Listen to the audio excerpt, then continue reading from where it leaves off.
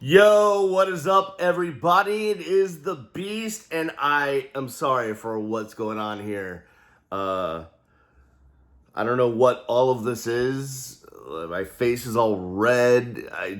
Nothing looks good here, and you're not tuning in to look at me anyways. But it's okay. Like, put the phone upside down, or like down, or just don't look at it and just listen to my voice, because that's somewhat appealing, right? Hey, if you can hear my voice or you see whatever the heck this is going on, subscribe to the channel, because we got a lot coming at you, and I want to be able to get up to 1,000 subs. Hello, scrubs. I don't want no scrubs. That was horrible. I have a bet going on with my son, Zachary. He's 12. He's on the TikTok, letting China just steal all the information. And he's got 2,000 followers on the TikTok. And the bet is that, the competition is who will get to their number, their goal first. Zach wants to get to 3,000 subscribers on TikTok. I want to get to 1,000 on YouTube. So we have a bet going on, and I'd appreciate it if I could win, because, I mean, I deserve bragging rights over my 12-year-old. I was going to use some other choice words, but I'll just say that.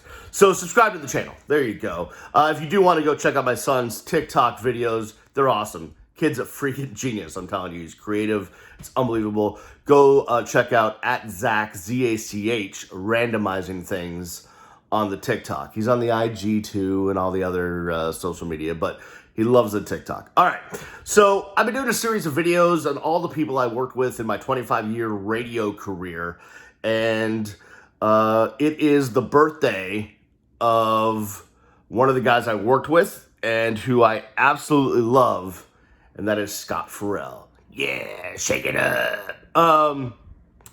So let's get to it. So Scott Ferrall, I'd first heard of Ferrall when I started working at WQAM as an intern in '97.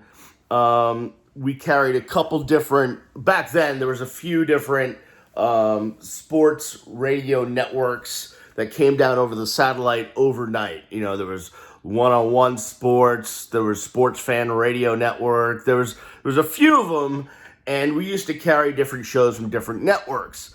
But the two guys that we mainly had overnight back then were Ferrall. We carried a little bit of his show, and then JT the Brick. We carried his show. So as a young intern and then as a young employee, oftentimes I would be at the station in the middle of the night, and I would have the opportunity to board up or be around the studios when Ferrall's show was on. And obviously with that voice, it catches your attention. And he's just playing metal music, and he's just spitting out hot takes. And, you know, that's when we got to know Ferrall. And then, of course, he went on to different shows, and at one point in time was the play-by-play host, was the play-by-play guy in Atlanta for hockey. That didn't last long, but that's okay. It was fun. And then eventually, Ferrall had a house in Boca, and he'd been coming down and what have you. And at the time, WQAM was just looking for anything, right? We had Neil. At one point in time, Howard Stern was on QAM. We moved Hank to the mornings. There's all sorts of stuff going on. And one of the ideas was to bring in Scott Ferrall. And I just want to paint the picture that this was at a time when, and I don't know if it was right around the time, I don't know if it was before or after the Janet Jackson, Justin Timberlake Super Bowl situation, where the entire landscape of what you could do, say, in media changed because of a nipple. But that's what happened. So it's just taking into context. It's right around that time. Also at the time, QAM had been fighting with a agent provocateur, as Neil would say, this lawyer. We used to call him Wacky Jackie, but his name was John Thompson, Jack Thompson. And he, earlier in Neil's career, had basically done everything he could legally to try to get Neil off the air. And it got to the point where Neil got a restraining order against this lawyer. And that lawyer was prevented by law from messing with Neil, basically. So what did he do? He took out his, whatever his insanity was or issues, on the rest of the station. So he would call in all of the other shows, and he would start, it would, be like John and the Gables or John in this place or that place, and he'd start out with the take, and then he'd go off on some rant. So keep that in mind as I tell you that Scott Ferrall is on WQAM. So I remember walking, I don't know where I was. I think I was outside the station in the parking lot. The boss, who shall remain nameless, pulled me aside and said, "Hey, we're hiring Scott Ferrall to do this shift." It was like a quasi morning. It was like an 8 to 10 2-hour shift, and you're going to be the co-host and update anchor, and it's your job to rein him in, to keep him in the confines and the structures of what is permissible radio. And I knew of Scott, and I knew, that what kind of a host he was.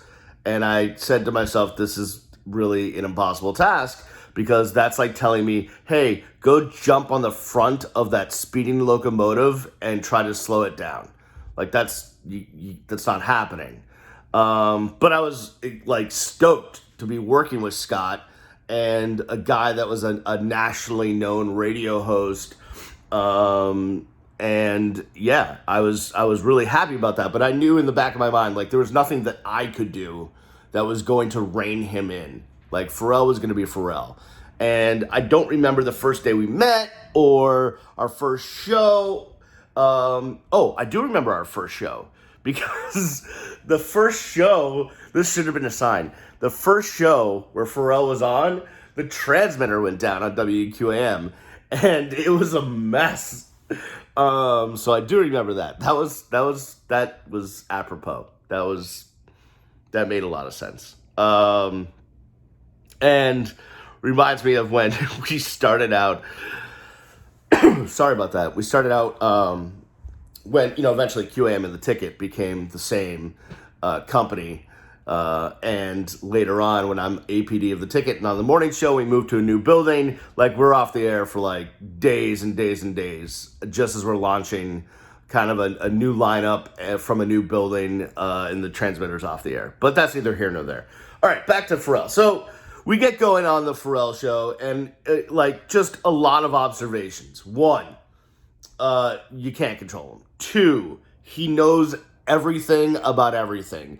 The way it was is, obviously streaming was happening back then, and Scott had such a following around the country, from New York and Atlanta and LA and all over the country, that the show, while it was based in Miami, almost took on more of a national feel, because the callers we were getting, the listeners, were all over the country.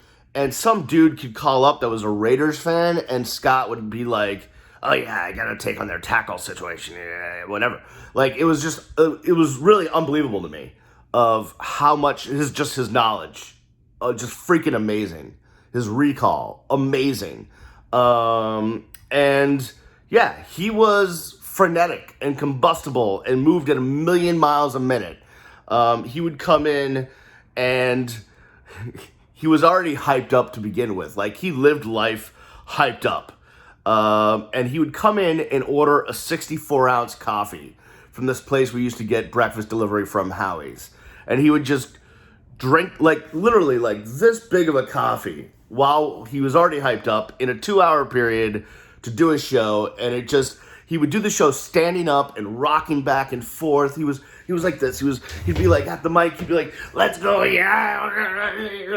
It was just all over the place. And meanwhile, I'm sitting there and I'm like, "Oh yeah, the boss wants me to somehow keep this all kosher." That didn't happen. The other thing I really noticed with Scott is he had groupies. He had I'm sure there were hot women, but he had Like there were characters, almost like Stern, to a bit. Like all of a sudden, you'd show up in the studio in the morning and there'd be like two Hasidic Jews sitting there. Like, you know, I forget their names, but they would fly down from New York to come hang with Scotty and do the show.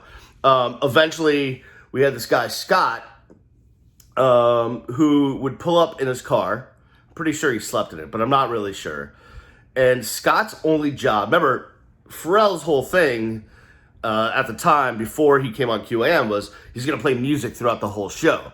Music was really important. Metal, Metallica, all that stuff was important throughout the whole show. And he basically had this guy, I don't know where he came from, maybe New York, New Jersey, I don't know. But this dude shows up, rolls up to the studio, and he's got duffel bags of CDs. Duffel bags, like hockey-sized bags of CDs. And you remember like those, you would have like in cars, you would have like in the trunk, like a 10 CD changer. So it like came with a thing and you'd put all the 10 CDs in there. Like he would just have like rows of those.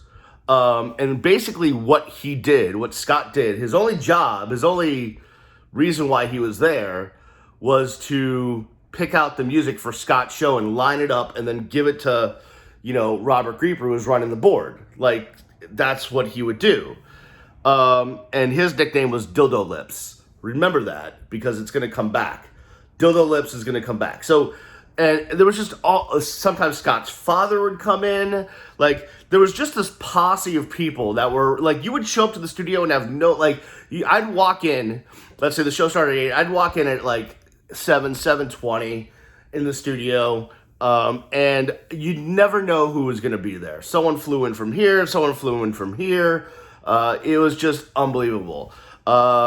Scott's wife, 34C, one of the nicest people in the entire world. She was awesome to be around and work with. Scott was great to me. Was a great dude, and it was just frenetic. So before I get to two funny stories that I want to tell about my time with Scott Ferrall, we got to talk about the demise of Scott Ferrall on WQAM. And remember, this is a time, again, like I said, this is all around the Janet Jackson, Justin Timberlake, nipple, Super Bowl situation. This is all around a time where, like, suddenly things you weren't allowed to say. Here, I'll give you an example, right? We put Howard Stern on WQAM, and they literally made the program director, Duff Lindsay, of the radio station, like the guy in charge of the radio station, come in to stand by the producer of the Howard Stern show, in like local producer, the guy that would hit the commercials when Stern went to break, whenever that was, which you never knew when it was going to be. But they made the program director, Duff Lindsay, of the radio station, come in at 6 a.m. and just stand with his finger on the dump button. Like, they wouldn't trust a producer. They wouldn't trust anyone else. The boss, the guy that ran the radio station, had to come in with his finger on the dump button because they were afraid that Howard Stern would say something that would get, like, Howard had his own producers in New York that would dump out if something, like, you know, if he said dropped an F-bomb, that was just, like, you knew this was bad. But at the time, no one really knows what's right and what's wrong in the world of the FCC. So they said to the program director, Duff Lindsay, hey, you're going to be the one that controls what goes out over our airwaves. And there was Duff in the morning at 6 a.m., having to have his finger on the dump button for the Howard Stern show and telling the producer, we have to go to break, even though they didn't go to break in New York and Howard's still on, but he's talking about something we don't want on the air here in Miami. It was a mess. It was a crazy time. So keep that all in mind in the context of Scott Ferrall, who it just goes 7 billion miles a minute. I told you about that lawyer, Wacky Jackie. And he was just, as Neil would say, an agent provocateur. He would call up every host and try to just trigger them, try to provoke them into doing something, saying something that would get us in trouble, because that's all he wanted. He hated Neil so much, but he couldn't touch Neil because there was a restraining order, that he would try to mess with every other host. And we would do our best try to not let him on the air as producers, but he would disguise his voice. He would, he'd change his name. He would do all sorts of things to try to get through. So one morning, he gets through to Ferrall's show, and it starts just getting ugly. Like, Scott is talking about this guy's wife and like saying things that today basically you would have been canceled. Like, Scott would have been canceled if this happened today, but remember, different time, different place. Like, there was all sorts of things. I hope your family member, gets this disease. I hope you get, I hope this happens to you in jail, and you can only imagine. I mean, it's wild and crazy times at WQAM. Neil was making bits about Howard David going to jail and being sodomized. I mean, it's crazy. It's a crazy time. So this guy is just going after Ferrall. Ferrall is just going after him. And at the end, I don't know what the entire, there was like, Ferrall just went on a rant. And somehow it ended with two words that would live in infamy at WQAM. And the two words were dank box. Now, out of context, you could pull from that whatever you wanted. But in the context of that conversation, how it was going, you certainly knew what the two words dank box meant. And I'm not going to describe it for you, but that happened. Show ended, and the PD and the APD pull Ferrall into the office. And me and Zach Krantz and Grieper, like, we know, like, this is not good. And the problem is back then it was so, like on one hand, right, they want you to keep up the shows, Neil and Ferrall and whoever else was on, like, to where the entertainment is there, right? You don't want to ruin the entertainment. But on the other hand, you had to somewhat know what the boundaries were that were allowed to be on the air. But the problem is that no one really defined that. We ended up coming up with like a list of like 700 words that were on the wall. That it was just getting stupid. It really was. It was really a stupid time.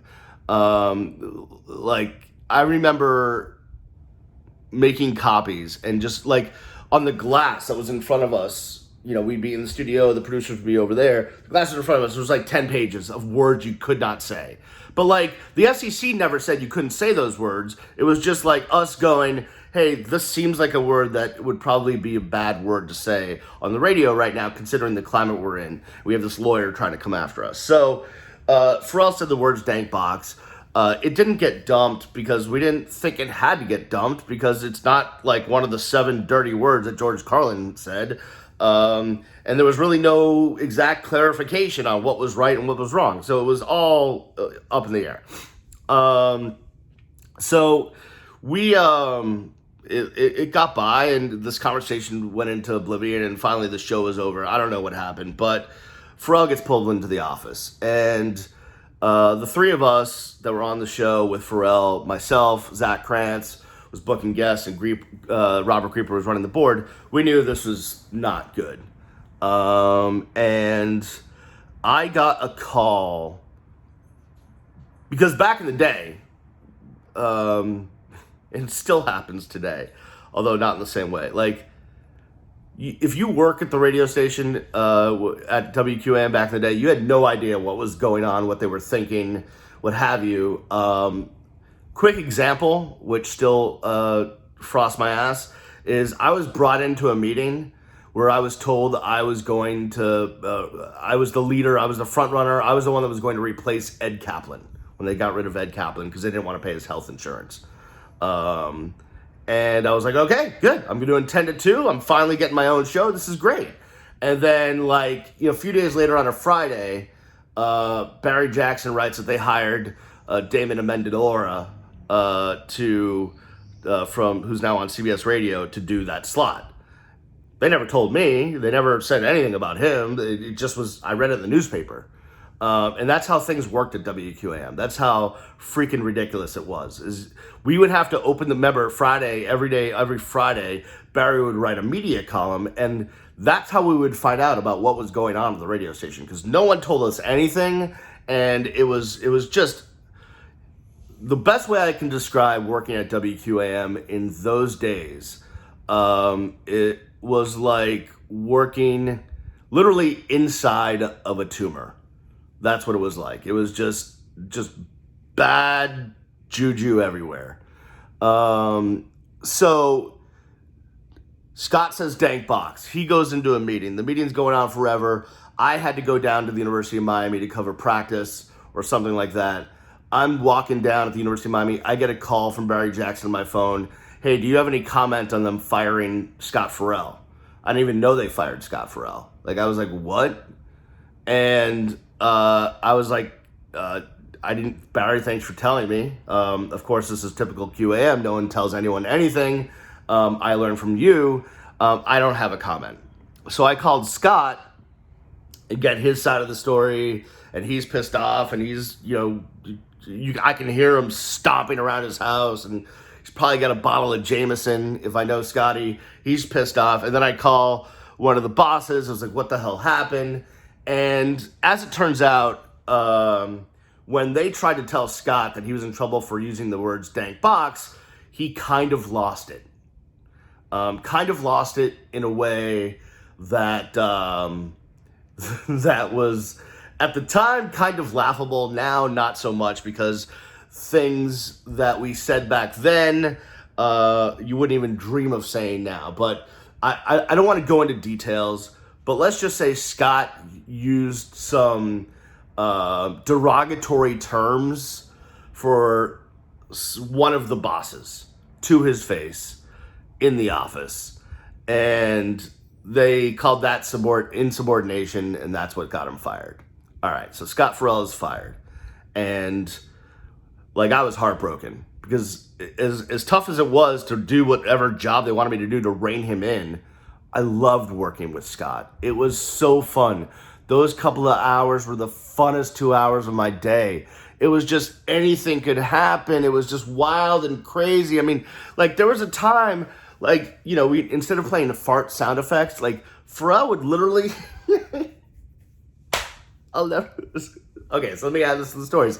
Ferrall would literally, one time he literally stood up. Well, he was already standing, but he turned around and he's like, let's do a fart sound effect. And then he turned around and farted, literally really farted into the mic. And Greg Reed, the GM, came over and was like, was that a real fart? And we were like, no, it was a sound effect. He certainly would never, stand up and turn around and put the mic up to his ass and fart. That would never happen. I mean, come on. That's, and Greg's like, oh, okay. But meanwhile, he had done it. It was just it was amazing. It was just an amazing, fun, amazing time at the radio station. The rest of the time at the radio station, it was horrible. But working with Ferrall was great. And so it was sad. It was sad that it was over. Here's the two stories. The first one is Ferrall Day at the ballpark. Marlins are playing the Mets, and Ferrall loves baseball. And we get in really tight with the promo guy and the marketing guy at the Marlins. And we're giving tickets away, and we're doing whole promotions with the Marlins. And we decide we're going to do Ferrall Night at the ballpark, where we basically, the Marlins, I mean, not like they had a lot of fans. So they gave us whole sections of tickets, right? We might have gotten 200-300 tickets to give away. So we basically have a section of the ballpark that's the Ferrall section out in left field. So it's Ferrall Night at the ballpark. And Ferrall is the Pied Piper at this point. We're marching through the parking lot at Pro Player, Joe Robbie, whatever it's called at the time. We're all together in the concourses. People are high-fiving. Ferrall, yeah, shake it up, all this stuff. It's you felt like it was great. It was a rock star mentality, right? And we get to the seats, and we had, I love this kid.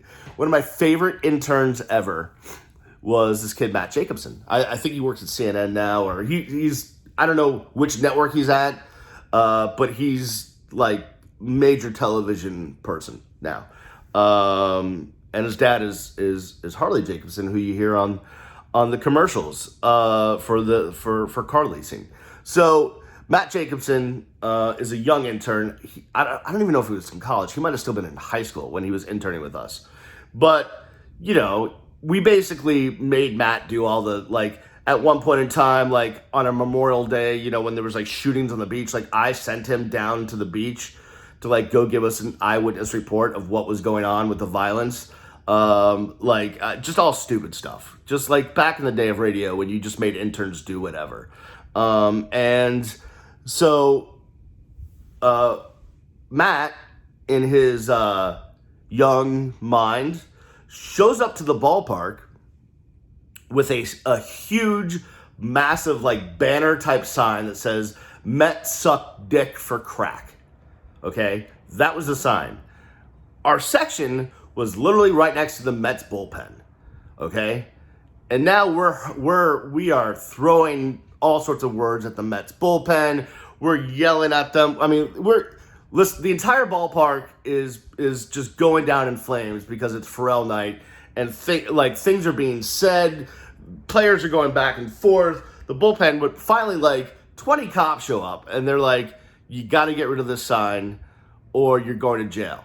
So, needless to say, we let the intern not go to jail. We let the cops take the sign. That was disappointing. But also, so while we're in left field, all the executives and the salespeople are up in the QAM suite. And what was going on in the QAM suite was that we had, at the time, I don't know why, but we decided it would be a great idea to have lovely ladies from an adult establishment entertaining our executives from out of town and in town, like, the David Wallaces from the Dunder Mifflins of the world. They were in town, and we decided it would be a great idea to have adult entertainers from a adult establishment entertaining people in the suite. So while we're having fun down there, all the sales guys, all the salespeople, all the executives, everyone that we had in there, clients, like big time people, were up in the suite. And here are the girls from the adult establishment. And of course, things start happening, like propositioning. That starts happening. Let's go into the bathroom in the suite, and for a quick $30, you too can sow your royal oats. There was all sorts of action going on. And the sales manager at the time, not mentioning names, got so obliterated, hammered in the suite while they're supposed to be entertaining clients and with the executives. This is like an executive, the sales manager in charge of the radio station, not Michael Scott, let's say the gym of the radio station, the sales manager guy or girl, whatever it was at the time, was so obliterated that they had to be carried out of the stadium and thrown into a taxi and taken home. Probably not the best idea at the time. Probably should have been taken to a hospital. But it was just debaucherous. It was the most wild and crazy night I've ever been to at a ballpark. Second story. We decided we want to do a Ferrall gambling cruise. And it left out of Bayside. And at the time I lived in Brickell Key, actually. So I knew that we were all just going to get hammered and obliterated, right? It was just going to be a night of God only knows what substance was going to go into your body. So I walked with my buddy Justin, was living with me at the time. I walked with my buddy Justin over to the boat. We met everybody. We filled up the boat, 400 fans, all on the boat. We had one of the guys that worked at the radio station, Tommy Ferrara, who is a production director.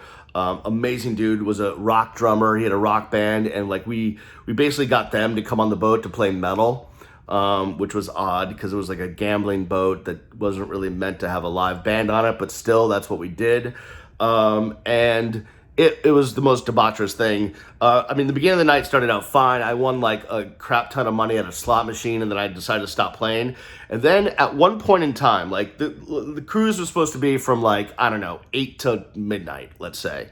And it was just, I don't know what time it was, but no one was having fun anymore. We were just too obliterated. People were just throwing up, drunk, high. There was pop brownies being passed around. It was just out of control. And finally Ferrall got literally every guest on the boat up to the top deck, and he got us all chanting, "Turn the boat around! There was 400 people up on the deck. Turn the boat around.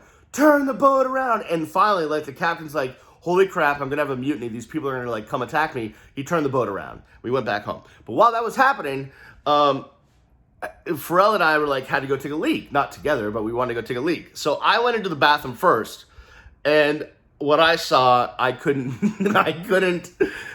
get over myself. So I opened the door. I'm like, Ferrall, you got to check this out. And what it was is, I guess now we would call it an upper decker. Someone had gone number 2, not anywhere near the pot, but on like the tank, but not tried to open the tank to do an upper decker, like actually took a crap on just the cover of the tank. There was just log of poop up there. And we could not stop laughing because it was like, in what kind of horrible shape would you have to find yourself in order to poop on the top of the tank? I mean, it was just unbelievable. And the next morning we come in and we're trying to do this. We're all hungover. We're all just like, it was horrible. Like, it was just a rough deal. So we're just trying to get through the show. And somehow, like, we're talking about the night before, and then all of a sudden it just pops into me and Ferrall's mind that we both saw this log of shit on top of the toilet, on top of the tank, and we couldn't get through the show. We literally there's a tape of it somewhere. It's just the two of us basically laughing for 20 minutes.